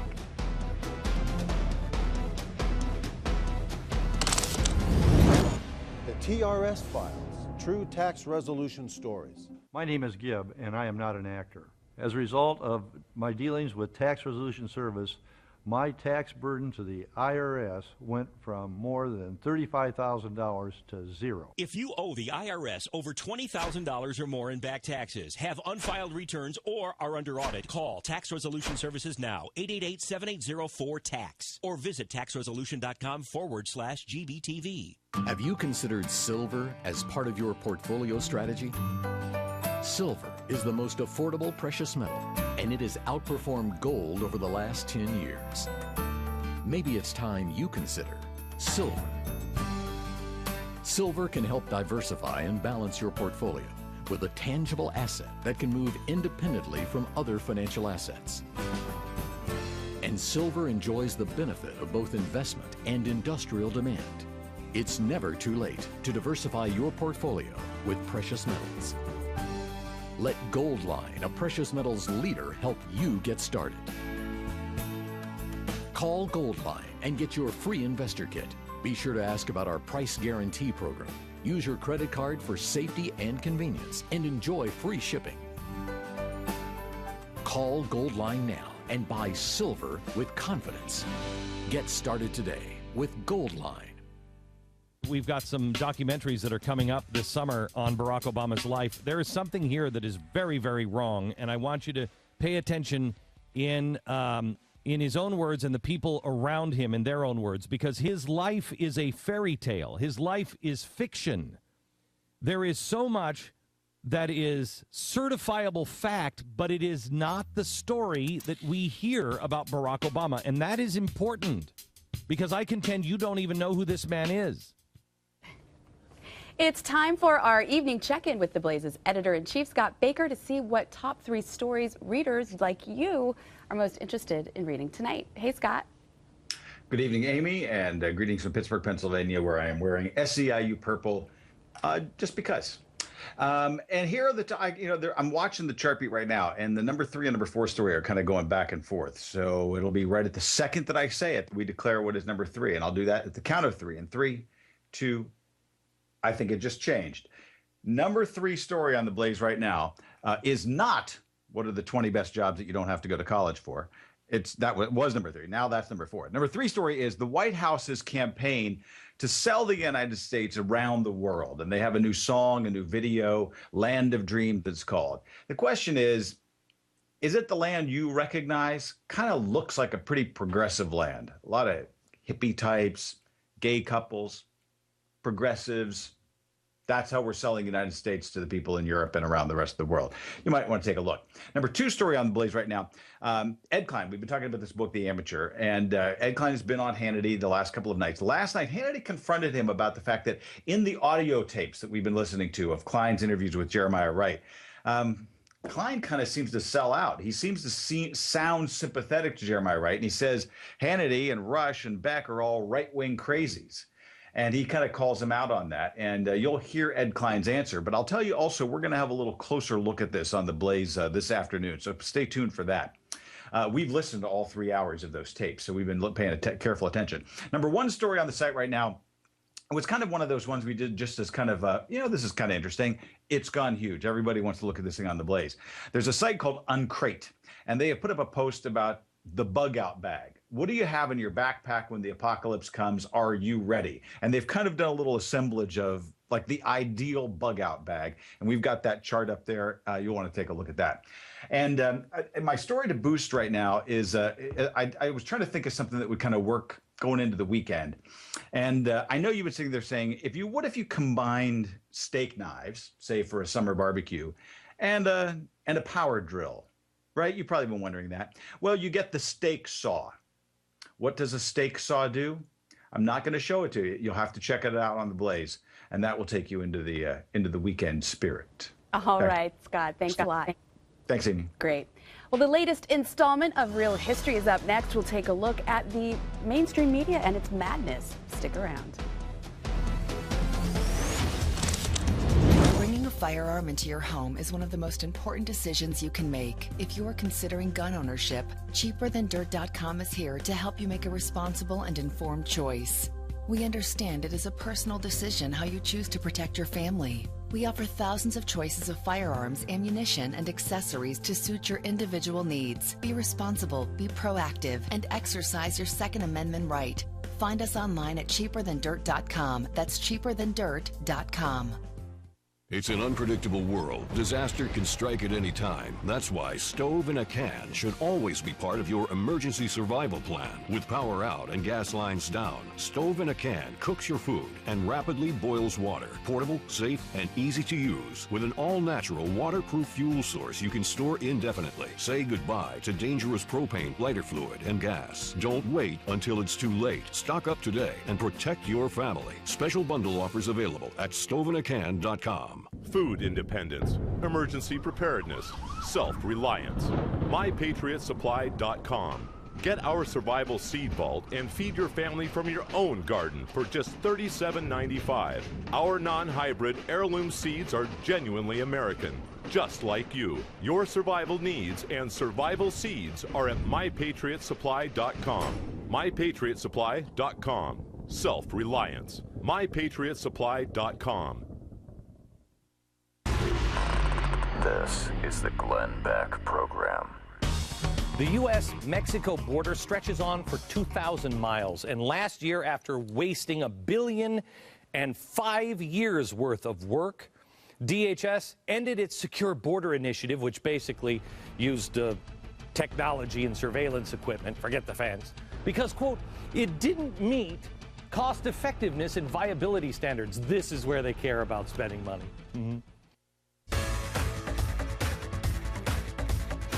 On the evening of February 15, 1898, 266 American sailors were killed when an explosion tore apart the USS Maine, docked at Havana Harbor in Cuba. The incident shocked the nation, and shortly thereafter, America declared war on Spain. The story is an important part of history, not only for the war it sparked, but also for who sparked it. I believe that to really understand this story, you have to understand the press of the late 1890s. The two largest newspapers of the day were the New York World and the New York Journal. The competition for readership between these two papers was beyond intense. It was downright fierce. Modern media like to think that they've invented this aggressive, dogged style of reporting. Truth is, these same tactics were being used over 100 years ago. What's disturbing is to learn that in 1898, the press drove this nation to the brink of war and then shoved us over into it. In the late 1890s, Spain still ruled Cuba, and Spain ruled with a thin velvet glove over a heavy iron fist. The coverage of Cuba started as just honest, decent reporting, but then William Randolph Hearst, who was the owner of the New York Journal, and Joseph Pulitzer, who was the owner of the New York World, by 1897, they began to exaggerate, and exaggerate significantly what was going on in Cuba. One person would be arrested, it would be reported as dozens being arrested. One or two executions would suddenly be reported as hundreds. At times, there were stories that were written in New York. Although there was a byline from a reporter in Havana, sometimes these reporters never even existed. Hearst was a complete cowboy, a complete maverick. In fact, one of the artists that worked for him was Frederick Remington, who's best known for his paintings of the American West. He discovered that the unrest, the violence, the rioting that were being reported, none of it was happening. He sent a telegram to Hearst saying, there's nothing going on here. There is no revolution. Hearst sent back a reply, you just provide the pictures, I'll provide the war. Now keep in mind that these are the two largest papers in the United States. There is no other means of disseminating news. Hearst and Pulitzer both own papers in other cities. These papers take their lead from the Journal, from the World, so the American people from coast to coast are being fed the same diet of stories. Consequently, at the same time, the government was getting its information from the newspapers, and so the attitude of the government, the American government, became polluted and eliminated any possibility of a peaceful negotiated settlement to the problem. Keep in mind that some of these stories They weren't even based on real incidents. It was literally yellow journalism at its worst. Hearst and Pulitzer had no ideals that was driving their reporting. They really didn't care about the Cuban people.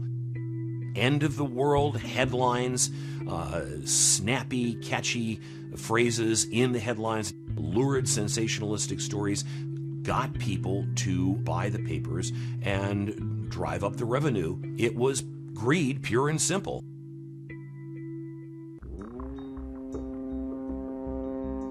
In January of 1898, the American battleship Maine is ordered to Havana Harbor to protect the interests of American citizens living in Cuba. William McKinley was a fairly complex character. He really didn't want to turn the United States into an imperialistic power. So you had a situation where McKinley had an assistant secretary of the Navy named Theodore Roosevelt, who was a very, very active and open imperialist. Ironically, Roosevelt was thumping the tub of the two Democrats, Pulitzer and Hearst, in that he was agitating for American intervention in Cuba. This was the first time in American history where the media had driven government policy to the point where belligerence became the only alternative.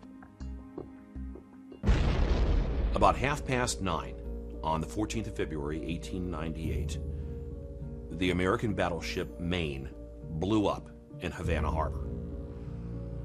The immediate reaction of the American press was that the ship had been destroyed by the Spanish. At this point, war essentially became inevitable. It wasn't just the battleship that was destroyed, it was the fact that 258 American sailors lost their lives. The media coverage of the actual military campaigns in the Spanish-American War was amazingly responsible. There was still an element of exaggeration. The Spanish, of course, were always being depicted as villains. Cubans were heroic freedom fighters. Pulitzer later actually came to regret what he called his yellow sins and scrupulously tried to bring his papers back into honest reporting. Hearst never seemed to feel any regret for what he had done. The man's ego was monumental. The great irony of yellow journalism is that the more things change, the more they remain the same. What really happens today is not all that different. The objective is to be the first to get into the electronic media with a story, the first to get in the blogosphere, the first to Twitter about it. Reporting today is just old wine in new bottles. What was a headline in 1898 is a soundbite today. Neither one has to have a lot of fact. They both just have to sound good. It's pretty amazing when you look back and think that really newspapers at that point in time were able to just manufacture perception. I mean, what the newspapers reported was the only thing that you could know about places like, in this case, Cuba. I think today it's obviously a lot harder to get away with the kind of yellow journalism. I'm not saying it doesn't happen, it does happen. But it would be harder to get away with it because of not just the proliferation of different mediums that people use and the internet and everything else, but the fact that everyone now to some degree has the ability to report and disseminate information on their own. So you couldn't really make up a riot anymore because unless there's people uploading it onto YouTube or something, I think it's really completely changed the dynamic, but it still shows you that just because you read it doesn't make it true, right? Absolutely. It's unrealistic to imagine that reporters don't have their point of view, and I guess if they would just be more open about it, that would be a real advancement of our media. But yeah, I don't think we've moved that far away from the story of the Maine and having the media drive the story that it wants to show us. It reminds me of, obviously, the War of the Worlds, kind of, you know, Orson Welles narrating the H.G. Wells story, ironically in Mercury Theater, and just how impactful that was. And, of course, a movie was made decades later called Wag the Dog about the media's invention of a war.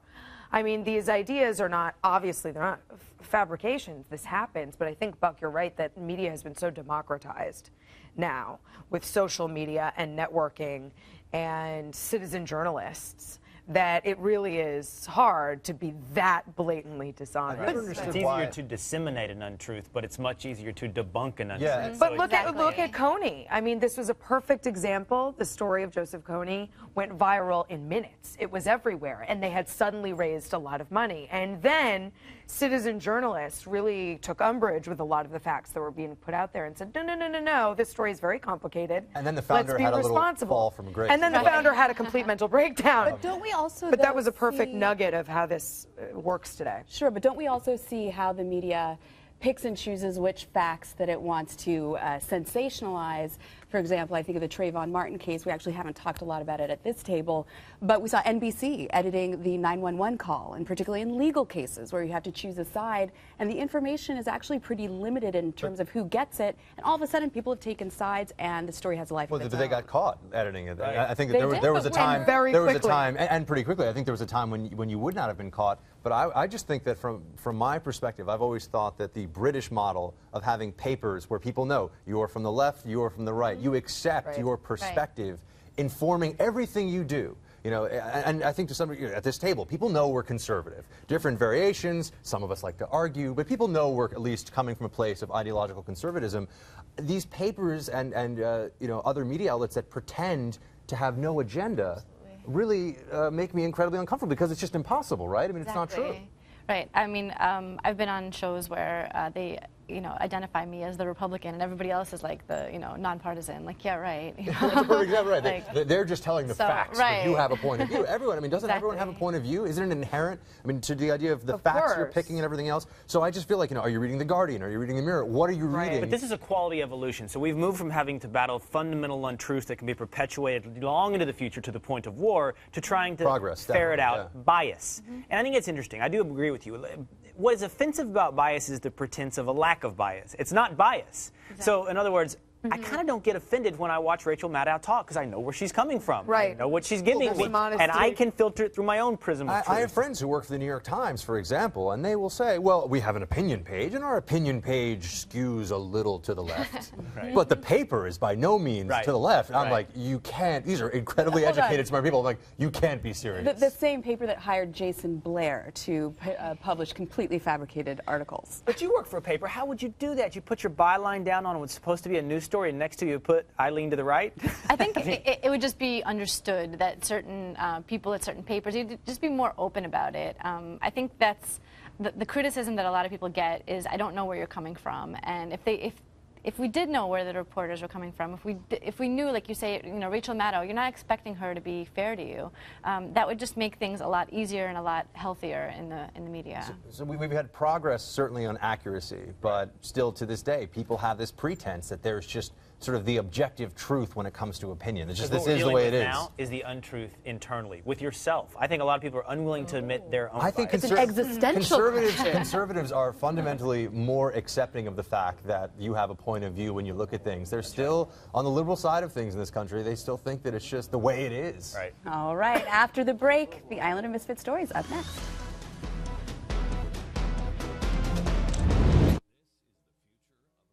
This is the future of America. We're a country going down the tubes. I refuse to believe that courage and compassion are our birthright. Our glory days are over.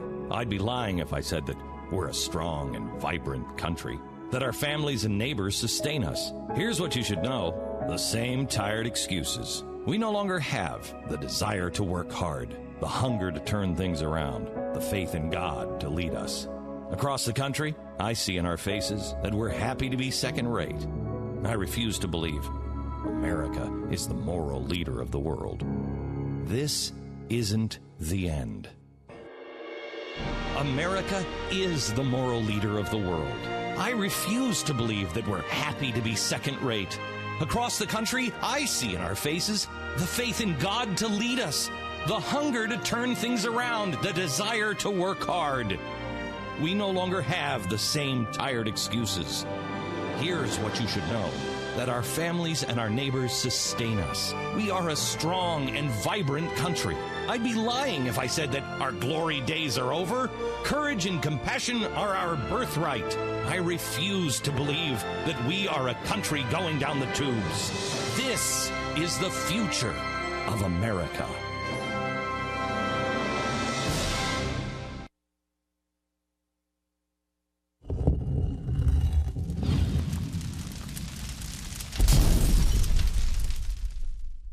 It started with restoring honor, I have a news read. then restoring courage, That spirit lives within each and every one of us. now it's time to restore love. Dallas, Texas, July 28th. Warren Buffett is in the news again, and we can't think of a more appropriate place to put this headline than the island of misfit stories. Will, what do you got? This interests me because before my life, as someone who graces you with my opinions, I actually owned newspapers and small local newspapers, and Warren Buffett has bought 63 of them. He paid $142 million in cash for 63 newspapers across this country, only 25 of them daily. That means many of them were these small, local, weekly newspapers like I used to own. He also put in $400 million to loan the newspaper group. But I think this is interesting for several reasons.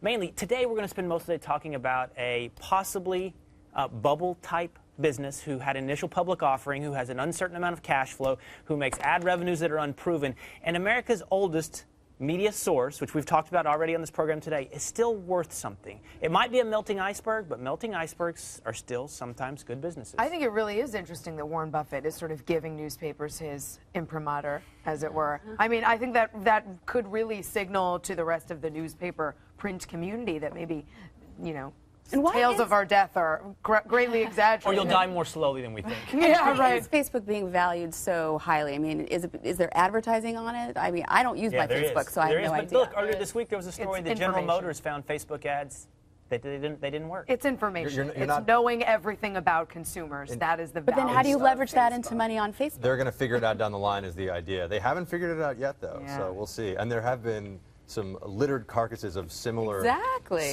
efforts, Friendster, MySpace. Right. Now, they never got to the 500 million user mark, but I digress. Where are we? Oh, yeah, Maryland cops. You blocked me? Can I Yeah, that's you. All right, cool. Take it away. So, party time. In Maryland, It's a Friday, everybody. cops are giving away dollar bills to drivers who have their seatbelt on. This is a program that's part of Click It or Ticket.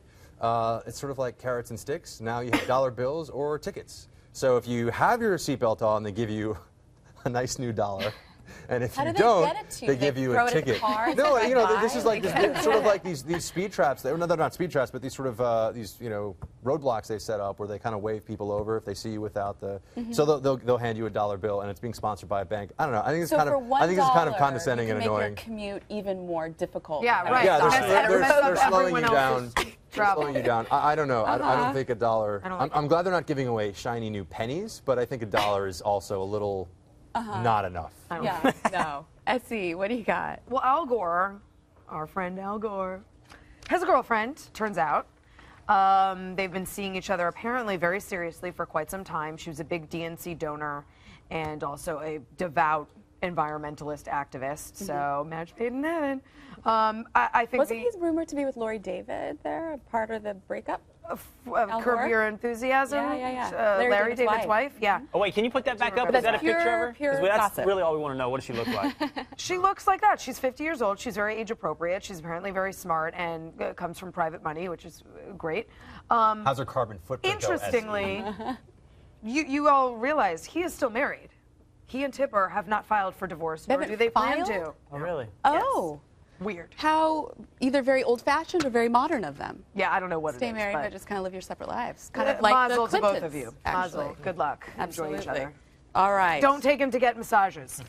Carol, what's the story you're looking at? The story is that having a child actually makes men more content with their lives. And obviously the reason that this is so controversial is because every previous study has shown that parents are pretty much miserable and they hate life and they hate everything. And they certainly hate having children, and yet people keep doing it. So what's so to speak. And you're Right. speaking from personal experience. I am. I hope my husband's watching that a man is more content with life after he has children, obviously. But I think what's interesting about this study is that it is the first one that I've seen where they're not comparing their lives to pre-child happiness. It's really easy to look back when you got to sleep late and you could do whatever you want and had no responsibilities and say, I was happier then. And younger. Absolutely, better looking, of course. But this study just asks in the here and now, are you happy, how content you are, how meaningful your life is. And apparently men, super meaningful lives and very, very happy. We have an expert at the table on Yes. being a man with children and being happy. What do you think? I think on a 1 to 10 scale, I'm a 12, Buck. Bam! Oh, I like it. contentment Take that in your bursting weekend, from your folks. pores. Fantastic, Fantastic. yeah. Excellent. We like that. Well, I guess my story kind of goes in the opposite direction, Oh. which is that stay-at-home moms are less happy. So while their husbands who have the benefit of these children apparently are 12s and bursting with contentment, the moms who actually have to stay home and raise them are miserable. 26% of stay-at-home moms say that they experience sadness a lot of the day yesterday, compared to only 16% of employed mothers. Mothers who are not employed outside the household also reported more stress.